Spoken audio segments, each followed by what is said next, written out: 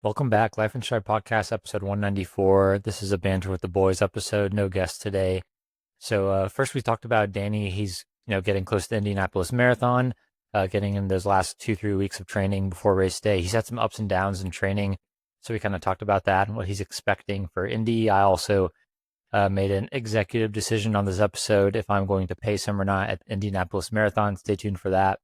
And then we also talked about tapering a whole lot in this episode because one, obviously Danny's about to go into taper for Indy, and then two, Scotty didn't like how he tapered for Chicago. So it was interesting, kind of.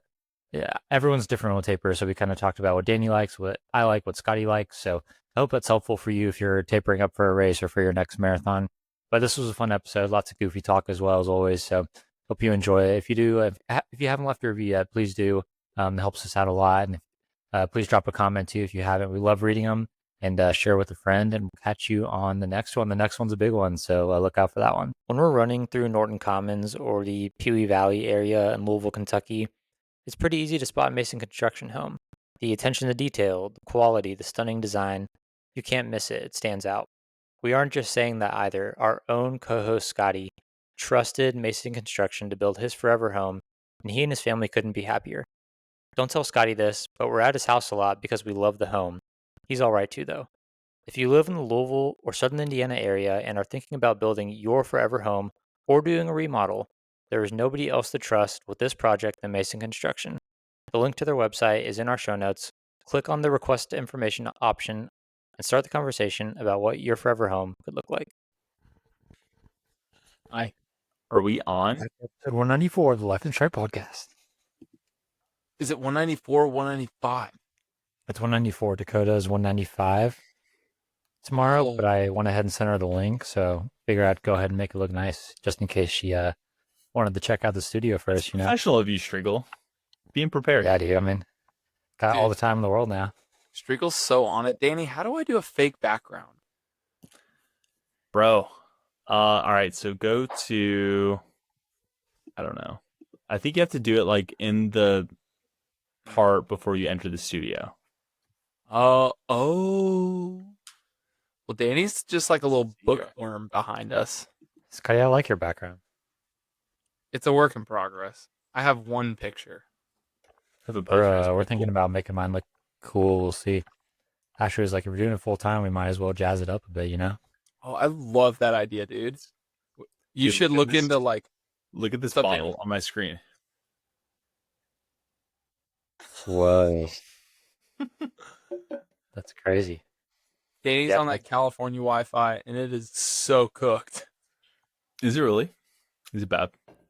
I can hear you fine. You're a wee bit glitchy.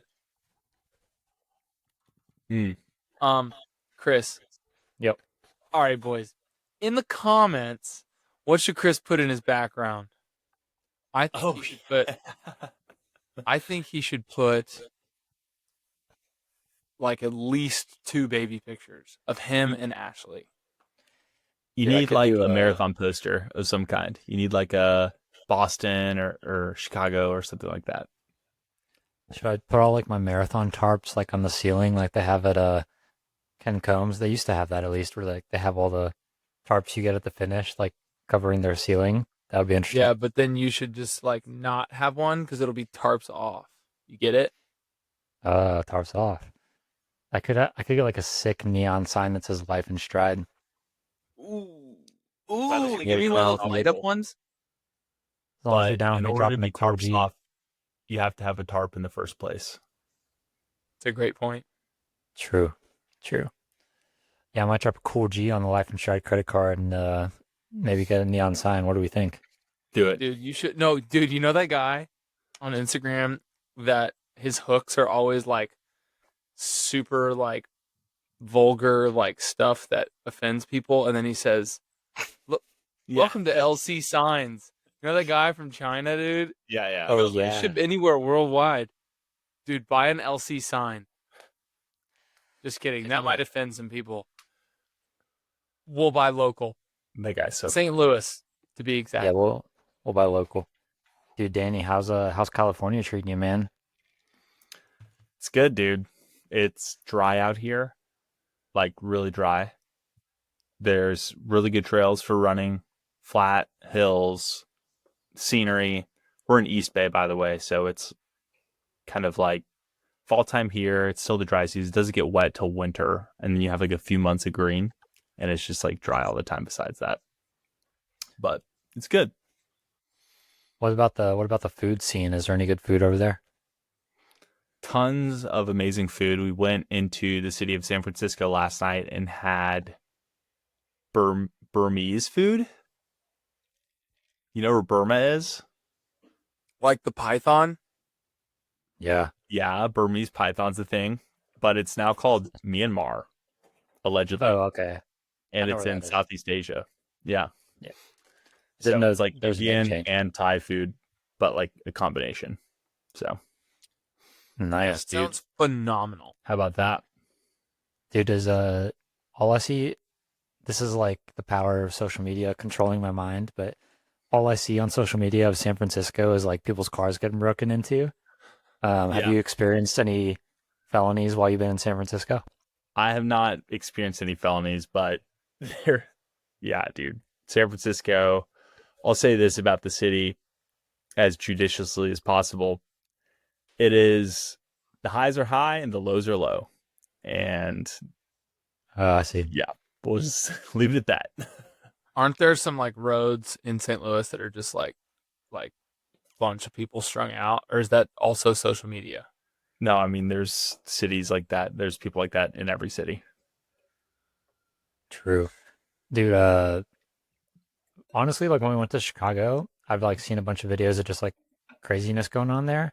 Yeah. I was like, didn't see a thing the whole time. Granted, we were like in the Loop or whatever the nice downtown area is the whole time, but yeah, I felt like, I don't know, it was pretty chill the whole time. I felt like, so good vibes. Love Chicago.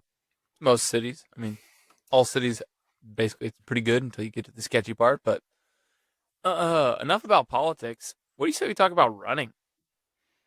Okay, let's do it, bro. Talking about politics. I like that. We dabble in politics. About We 1% dabble. of this podcast is politics. Do you have any we conspiracy dabble. theories for us?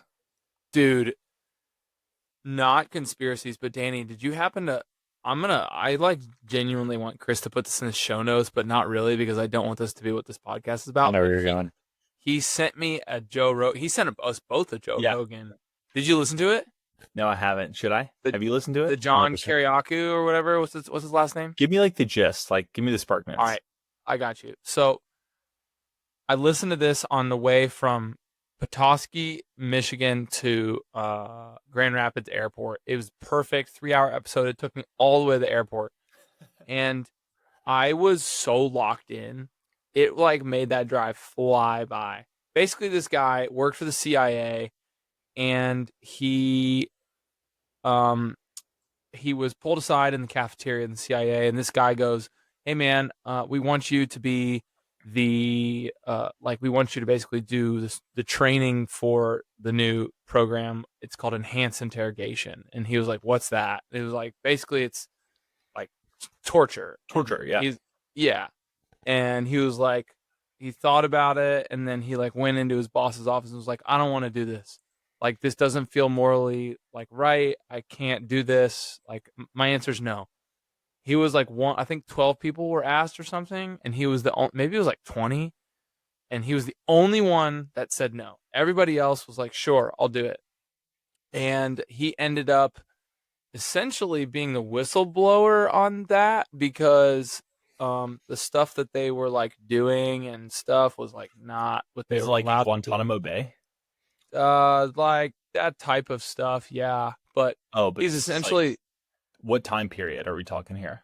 It was like- Obama, Bush time. Like yeah, like early early- mid 2000s. Yeah. yeah, 2000 to 2010 ish. Okay.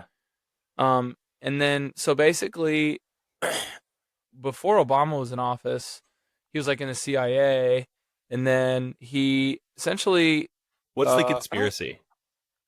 well, it's not really a conspiracy. It's more like a story, but essentially, Obama's administration like buried him for just like having a moral code, and he ended up in prison for something he didn't do. And Oh, really?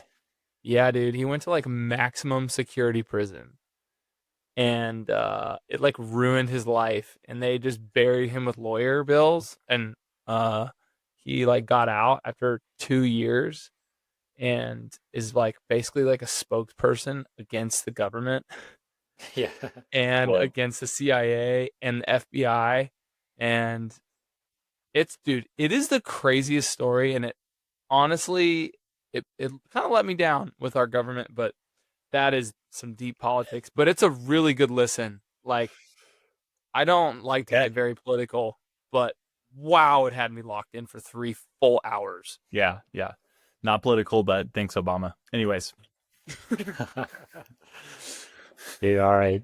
Danny, you're starting the taper next week, bro. What's your plan for next week? Indy Marathon taper commencing.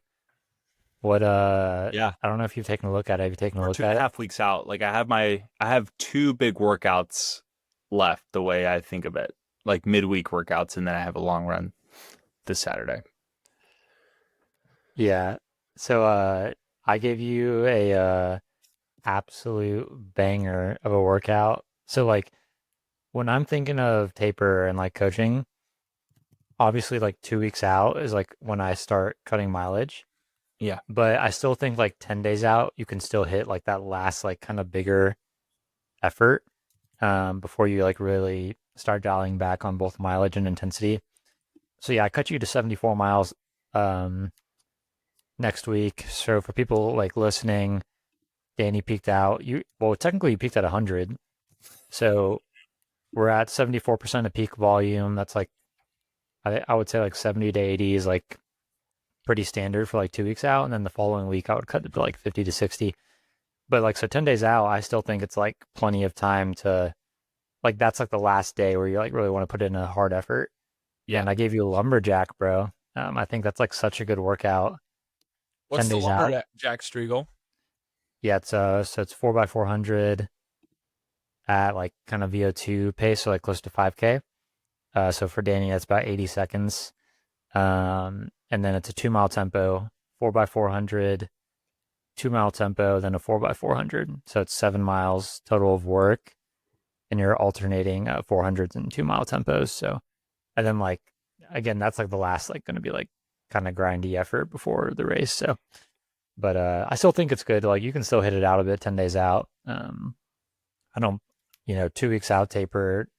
It's more of like a volume cut that week than intensity cut, I would say. But then the week of the race, got to cut both of them, So Yeah, for sure. I'm looking at this workout right now. Dude, this looks tough.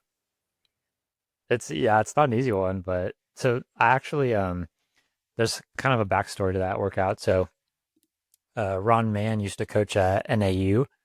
So NAU is like a powerhouse D1 program, and Ron Mann like started that. Like they got good when he was coaching there, and then he moved to Louisville, started coaching at U of L.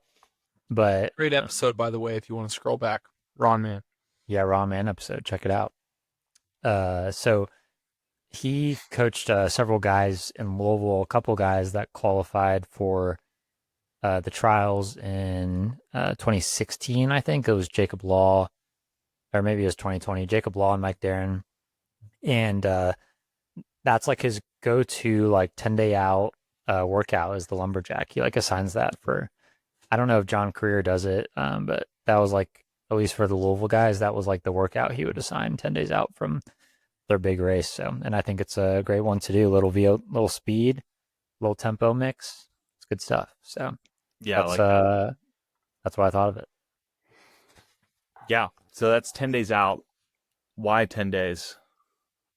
Why is that the last time you can get a really strong effort in before racing your marathon? I just think 10 days out, like that's still enough time to like have that completely out of your legs by race day. Like it's 7 miles of work.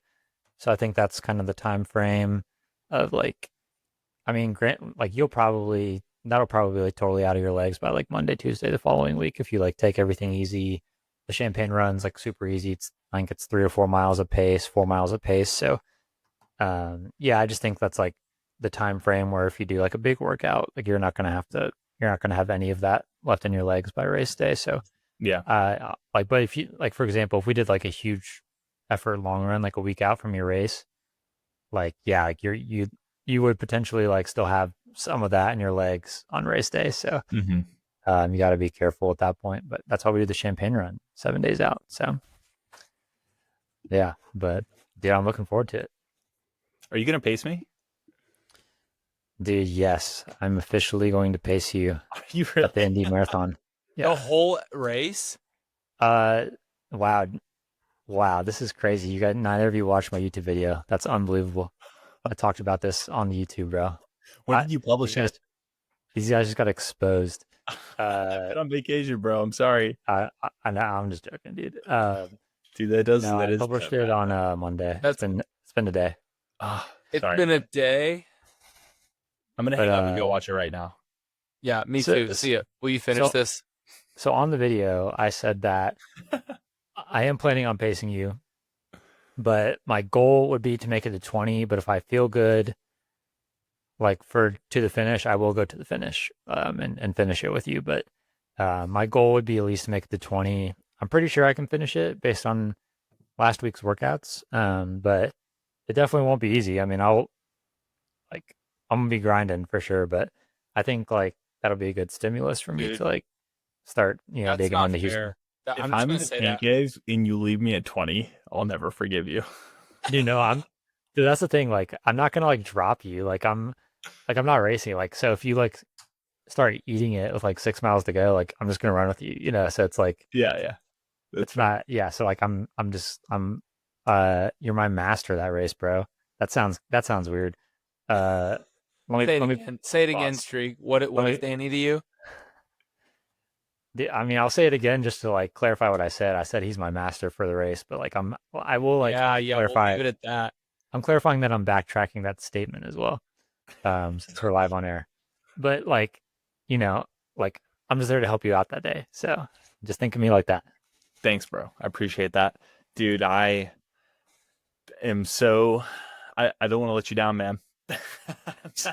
I'm not gonna lie. I don't want to go out there and just eat it. So I'll probably run it just like I did Bayshore. Take it out conservatively in the first 2-3 miles, and then lock in around 6:05 pace or 6:03, and just hold that, and then see what I have left late. So Yeah, I think like I'm pretty good pace wise at not like I don't know. I know some people that won't be named that will like kind of two step, go a little too fast, right, with the pace job. But like I like to think that I'm like pretty consistent, like careful about that. So and we'll have our boy Chase Blaine with us too. And I'm sure if anyone's listening wants to hop on the sub 240 train at Indy, you can hop on, bro. You can just pay me. I'll drop a link. You can pay me before, no problem. I'm just joking. Free ride to sub 240. But Stotterman too, or is Stotterman going for faster? Faster. Nah, he's going for 235 or 6. So Yeah, not doing that. But I'm working out with him tomorrow. See how it goes. Dude, but yeah, I just want to say this, and these are my feelings. Okay, this is how I'm feeling. This is me being vulnerable. This is not fair. What? You get paced by Striegel, our absolute father figure of running. I'm so jealous. So jealous, Danny. Dude, if like Chicago was like a bit further along, I'd have been so down. But I think my furthest run, I don't know, it was a little too close to the comeback. But like, I'm trying to think. Indy's probably like 2 months after, so I'm like totally comfortable with that. And like, I ran 18 last weekend, it was fine. I'm gonna do 20 this weekend. I'll do 22 the next weekend. Like, as long as all that goes well, I think we're good to go. So you no get to problem. train with them every week, like every day. So I get them for a race. It was mostly me just trying to give us something to talk about, but I'm so excited for that day, and now I'm even more excited. I'm kind of in a predicament though, boys. Like, Alex is my first priority in that race. I have a ton of athletes racing. You two, I need to film you two as much as I can. I'm gonna have a bike. I'm probably gonna have an e-bike actually. I think I'm gonna have my dad's e-bike so I can go like 30 miles an hour. And but I gotta see Alex, and y'all are gonna be like 10 minutes ahead of her. I mean, I can probably like film some while I'm pacing too, since I won't be like racing it. So I'm sure I could get Should. some footage. Dang. Absolutely Yeah. should. That'd I be don't want to sick. get. I mean, like, Think yeah, of I'm the not trying YouTube to get video. canceled out here. Wow. But Will you hold your camera, Striegel? yeah, well, I mean, as long as we're like out of sight from any other human, then I'm down. Hmm? Like, you know how I have that like fear of like filming in front of people? Brother, we're going to be at Are you joking? Yeah, I'm joking. Okay. But Wow. You got me good. Not going to lie. You got me good. dude, yeah, I am like kind of getting past that where I used to feel like really uncomfortable like filming in front of people and like people looking at us like God, like because like when I'm walking through an airport and I see like kids doing a dance or something for TikTok, and I was like, God, like those TikTokers, dude. But now I'm the TikToker, so Low That's key, you. but a lot less cringe. Should we get to yeah, I'm like, dancing on like the Life and Stride Instagram page? Get some Striegel dances. dude, Dude, we did, the only person who can pull it off, Danny, is Striegel. dude. No, I'm a horrible dancer. Exactly. But everyone, like, you're the troll. Like, me and Danny would try and be serious about it, and people would be like, "Ooh." I feel But like you you guys would are, just be funny. Not a good look. I feel like you guys are decent dancers, though. Nah, I'm not. I do have a question though, and this is a conversation starter. Nice. So I want to dissect. This is not about me, but more about the concept that happened during my last taper. Um, Something happened where, like, from the start of taper till the end of taper, so those 2 weeks, my heart rate got higher and higher and higher on all my easy runs, and then my race day was pretty like, my heart rate was about 5 to 6 beats higher, maybe 5 to 7, from what I had trained at. So do you think that there is like a specific art to taper? Like, do you think there was something that I could have done to not let that happen? Do you think there needs to be more or less intensity? Like, I'm just Were you running the curious. same paces? You didn't pick up the pace at all? No, no. Let me. What'd your taper look like? Like, what was your last 2 weeks? Let's dive into I'd this have to Java. look back. Let me look real quick. Let's dive right in here. It was. Dude, in the meantime, real quick, we're up to $5 of revenue on YouTube. Boys, congrats. Whoa.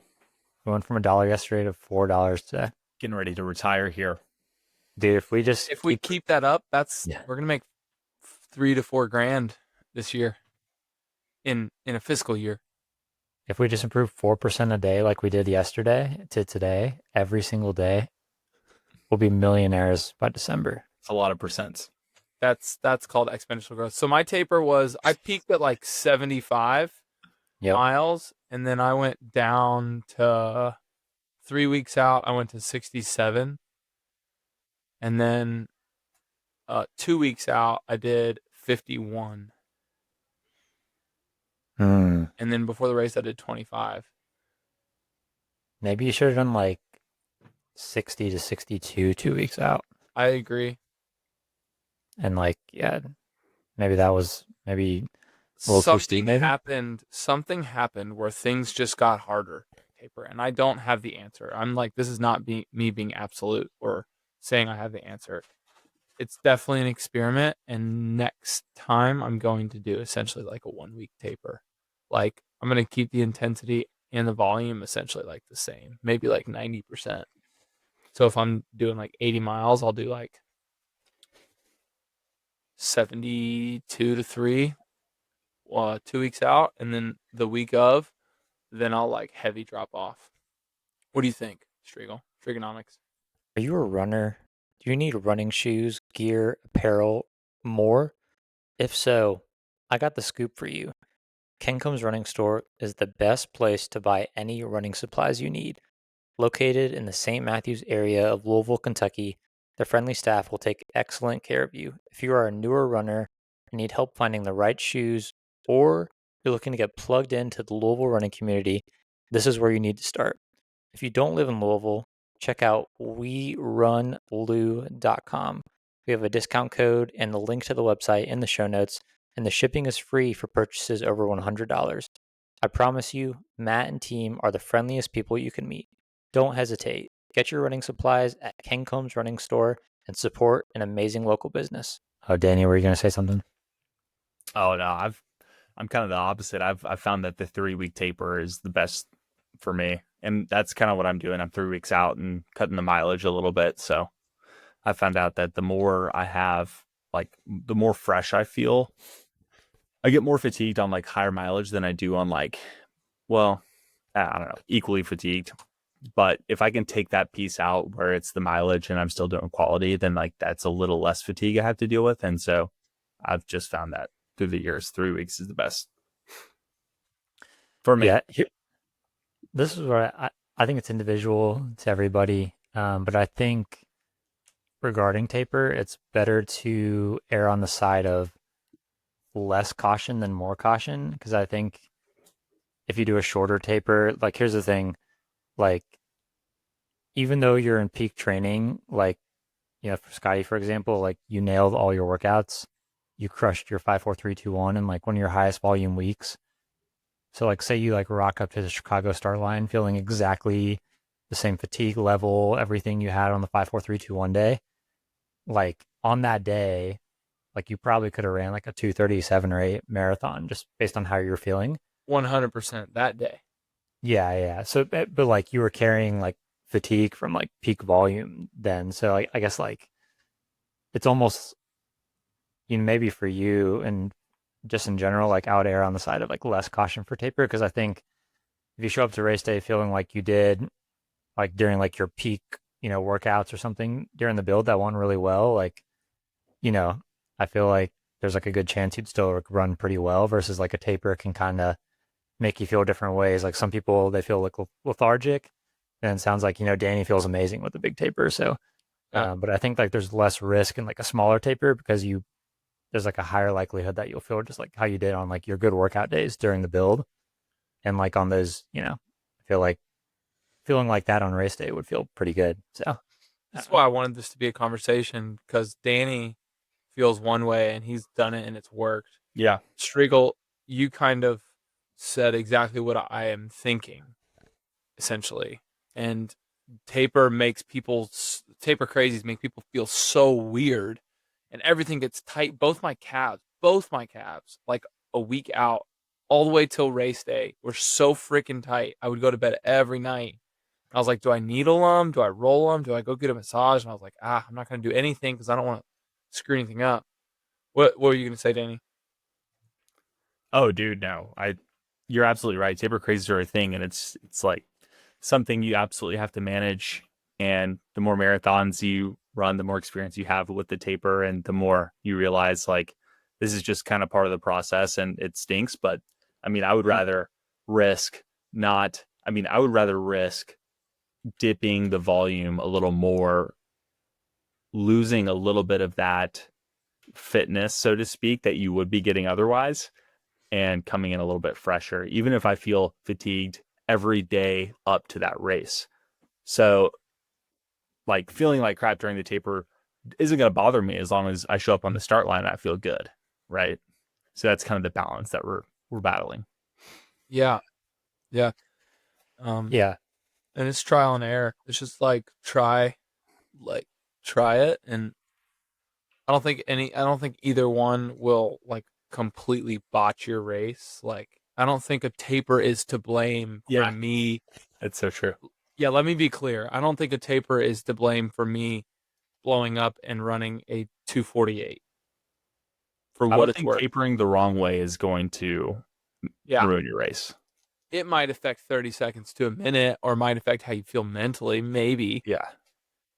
But I think the one thing that could affect it is if you like do peak volume and intensity and do a Wednesday workout and then expect to be able to run 26 miles at marathon pace. That'll mess you up. No taper will mess you up. Let's put it that way. A lot of people want to change a bunch of stuff on their taper too, and I think that's a big mistake people make. So they decide to start eating cleaner. They decide to cut out or like cut calories or increase their carbs or eat more protein or incorporate an ab workout. Like, don't do that. Just keep doing what you've been doing. Like, don't don't decide that it's a good time to go start a landscaping project in your front yard, or start. I'm not pointing fingers, Scotty scarce, but it's just like you're gonna feel like you have a lot of energy, because you're running less mileage.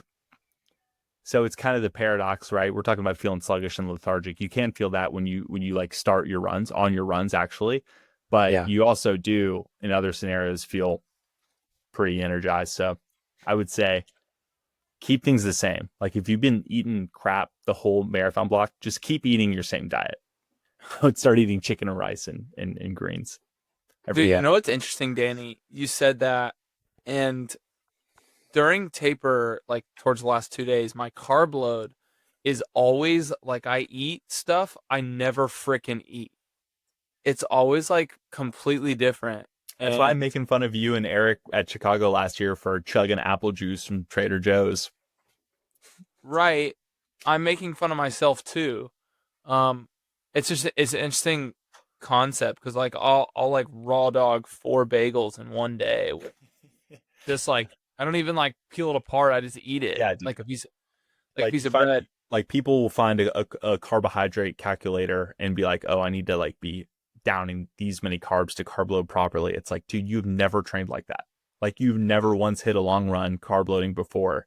Why would you do that for your race? Like the most important long run. My best workouts are when Friday night Alex like says, "What do you want me to make for dinner?" I'm like, "Could you make something pasta related?" And I'll eat one, maybe 2 bowls of like a pasta. I'll like try and like keep out like greasy meat in it, like sausage or something in a pasta. Yeah. And she'll just make like spaghetti and meat sauce like on a Friday night because I was like, hey, can you make something carbs? I like forgot I need to carb load. I have a huge long run. Those are always the runs where I wake up in the morning and I'm like feeling fresh because my stomach isn't like 4,000 pounds with 900 carbs of bagels. Yeah. I need to re-listen to this when before Houston, dude. You need to remind me, Danny. I got you, bro. Do something interesting. Like even the pros have like different like thoughts about tapering. So like Connor Mance and all the Ed Eyestone coached athletes typically have like a pretty steep taper. And then like Rory had like a much less steep taper going into Chicago. And I would say they both executed like pretty good races for themselves. I know Rory like didn't quite get what he wanted, but I mean, he still ran a PR and like got top 10. He was very happy. So yeah, I think, I don't know. I think that even in the pros, like there's not really like a perfect calculation or anything to it. It's just, you know, just knowing from prior marathons and races what works for you. So I have a tip on this. Was actually helpful. I think I did some stuff really good and some stuff not good. This is an interesting conversation because I just got over it, but taper crazies are such a real thing. And it's also interesting when you have taper crazies as well as you're coaching people who are asking you about their taper crazies. So I'm like telling them all the right things to say. And then I like need someone to also ask the things. Yeah. I'm like, wait, I like have the answer to this because I'm telling them this. But that's so true. One thing makes you a better runner too, and a better coach. Yeah, absolutely. One thing that helped me a lot with the mental side of things this year was I packed 5 days out from Chicago. So nice. The night before, I was like completely ready. My bags were zipped up. I was ready. Yeah. And I had already, so like I packed 5 days out, but every night I was like, oh, I forgot this. And then the next night I'd be like, oh, I forgot this. Scotty, you do something really smart too. You have a checklist. Yeah. It's your marathon checklist. And I never save it, but you send it to me every time. I got like, you. Scotty, send me your packing list for this marathon. I'll just go ahead and send it for it's a pretty complete list. The other thing that was really helpful, Eric made me do this. He texted me like the day before I left for Chicago and he was like, do you have a morning of checklist? Yeah. I was like, you keep this, by the way, just make the list one time, keep it in your notes app and add to it as you think of stuff. Like name it like pre-race, like race morning checklist or marathon weekend packing checklist. Just keep Perfect. it there. Like you can organize it in a neat little folder, but major key to success, the checklist. But Eric goes, do you have a pre-race checklist, like a morning of? And I was like, no, I don't. He was like, make one. I was like, do I need one? He was like, brother, you have forgotten things at every single race I've been with you on. I was like, that's very fair. And I made a pre-race checklist, didn't forget a single thing in Chicago. It's the first time in a very long time for a race I didn't forget anything. So Nice. and that like eases the nerves tenfold for me. Just like I still felt like I forgot something, but I was like, I definitely didn't because I went through this list like 100 times. Dude, shout out to Eric, by the way, for his Chicago YouTube video. I heard several people today say they cried at the end or cheered up at the end. So it just, dude, that guy knows how to like hit your emotions exactly with the music and what he's saying and everything. Just like the way he edits. I don't know. He's a master at just like really hitting you in the emotions and like putting you exactly how he's feeling in that moment. So yeah, if you haven't watched that yet, shout out to Eric Floberg, absolute legend. He's super talented. I was between watching that tonight and K-pop Demon Hunters, so you might have sold me there. Might have to go with the Eric Floberg. You should definitely watch Eric's video over K-pop Demon Hunters. No offense. I don't know, man. I've heard K-pop Demon Hunters is pretty good. Dude, one I kind of wanted your opinion. I think we talked about this. I don't know if on the pod or off pod, but I wonder what your guys' opinion is on the continuation of the use of the 5-4-3-2-1 workout. Are you guys going to keep using it or no? Or are you guys down to continue? Fun fact, I don't doing it? prescribe it to my athletes. Okay. Really? Why not? Sometimes I do. I do like I have started a little bit, but I normally do a 2x6 mile. Yeah. I like That's a that. Matt Fox one. It's a good one too. I got that from Matt Fox. Rest in peace. He's alive. He's alive. Don't kill him. Just like partially canceled, but he's alive. Yeah. Partially canceled. That's why I said rest in peace. He Rest like in peace stays with partially cancellation. canceled. Yeah. Yeah. Okay, 5, 4, 3, 2, 1. Okay, why do you ask that question? I'm curious. I don't know. I think me and Scotty were talking about it. I don't. What were you? I guess what was your reasoning, Scotty? Because I'm down with it. I just think it depends who the runner is, right? And like, because sometimes if it's like maybe someone running over like 3:10 or like 3 hours, I will like err on the side of caution, maybe do like 5-4-3-2 or like 5-4-2-2, something like that. Like edit it a little bit. Yeah. But I'm a fan. I mean, I think like there's one long run, at least in the block, where you need to like do a little F around and find out. Make sure you can like actually run that pace for an extended period of time. And like anyone running under 3, especially under like 2:45, I think like in the 2x10K is perfect for this too. But it's just like you got to run marathon pace for an extended period of time for at least 20 miles of a total run. Like granted, like 10 to 15 miles of marathon pace. But yeah, you gotta like just make sure you can actually do that before race day and get that like huge stimulus in before the race. So I like it. I mean, I think the 2x10K is great though too, but I don't know, Scotty, if you had different reasoning for maybe not using it for people. Yeah, Scotty, I want to hear your take on this, and then I want to say mine.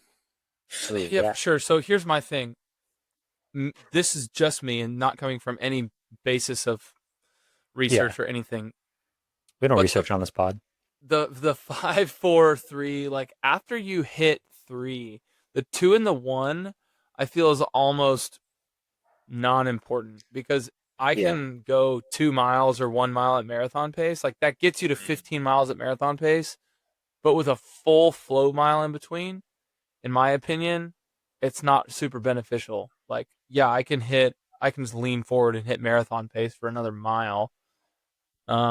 Where when you go 2x6 mile, I feel like it's just like it's the maximum amount of tempo I'd want to do with a float mile in between, probably at marathon pace. So I don't know. I think it's a lot more challenging, and I think it gives me and my runners more of a confidence booster than the 5-4-3-2-1 because it's 2 blocks of heavy miles. And then what I'll do for people who are a little more experienced going for something harder, I'll do like I don't know what the warm up and cool down ends up being, but it's 6 mile marathon pace, one float, like not super slow, not steady, but a little slower than steady, and then 6 more marathon pace, and then finish with 4 steady right after the marathon pace. So it's like, but that's only 3 weeks out. I would not do that 2 weeks out because that's like really heavy. What do you think's harder, the 2x10K or the 5-4-3-2-1? By the way, for those who don't know, 5-4-3-2-1 is like tempo sections of 5 miles, 1 float, 4 miles, 1 float, et cetera, et cetera. And it usually comes out to like a 22 or 23 mile long run. I think 5-4-3-2-1 is harder. And no, sorry. I think 2x6 mile is harder. What's the rest in between that?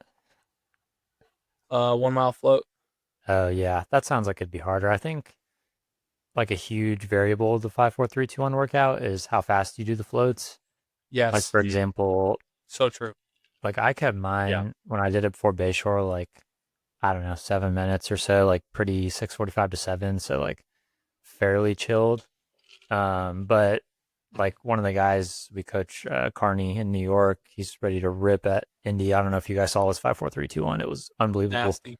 But I think he might run 227 or maybe even 226. But yeah, he asked me before. He's like, "What should I do the floats at? Like more of a float or like an easy?"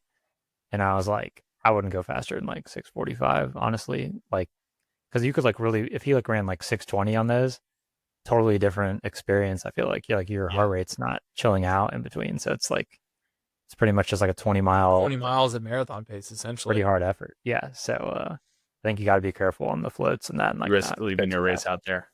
Yeah, I think well, all my best races I've hit the 5-4-3-2-1 like at pace or better. This time around, I didn't hit it. It was kind of a tough day weather-wise. But my peak workout last marathon block for Bayshore, which was a 7-ish minute PR, was a 20 mile. It was like 9 easy, 10 at marathon pace, 1 easy. So it was just 20 miles and then just 10 straight through at marathon pace. And that was a huge confidence boost too. But I think either way you go, you definitely need to be able to hit marathon pace sustained for a long period of time. Yep. Totally agree. That sounds like a banger too, man. That sounds like a hard one. Hey, boys. Yeah. I just want to say something real quick.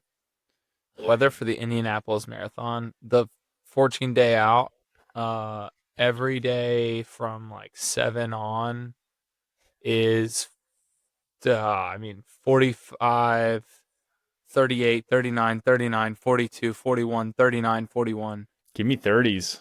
I'll take it. Dude, there is a high chance that you are going to have high 30s. I want it. Yeah. I bet you 40 to 50% chance high 30s, and I bet you the rest of the percentage is low 40s. Yeah. Yeah, if we can keep the rain out and wind and have a 30-degree day, slightly overcast, that's money. If you see rain, I would be worried about the weather because rain in the fall will bring in a warm front. When the temperatures have been that low, it'll be like you'll see like if rain moves in like the night before, you'll see like high 50s. Scotty, you're like a modern day farmer, bro. I just rely on the weather to like. I'm really in tune with the weather in this season because of grass seed. I have to look at it daily for the past month, and I just know how weather patterns work. Do you have a rain dance? Do you have like it's not that hard? Do you have like a ritual you do to bring rain, like a rain stick and a rain dance? And no, Scotty, honestly, I love when it rains because that means we get coffee after the run, bro. Yeah, when we run in the rain, we always get coffee after the run. Oh, that's great, dude. I'm gonna leave it with this. You all know I'm a saucy Monday guy. I love like having a good attitude when it makes no sense to have a good attitude. And I was in Petoskey, Michigan, and it was pouring down rain, kind of a yucky day. Alex and I were checking out of our hotel, and this cab driver walks into the lobby. He was picking up somebody at the hotel to head to I don't know where he was headed, but he was picking somebody up.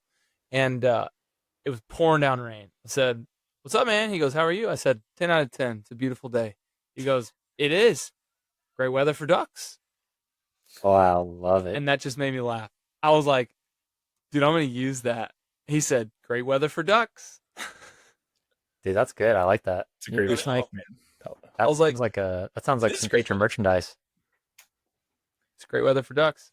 Dude, we There's always a way to turn that frown upside down, right, Dan? That's right, man. Dude, next hats we make, like Life and Stride on the front, and then on the back, like where the little like loophole is for like ponytails, we can put like around it like great weather for ducks. Inside joke. Not bad. Maybe. It's not bad. Not bad. Do we This want is to? episode 194 of the Life and Stride podcast. We love you. We mean it. Peace. Peace.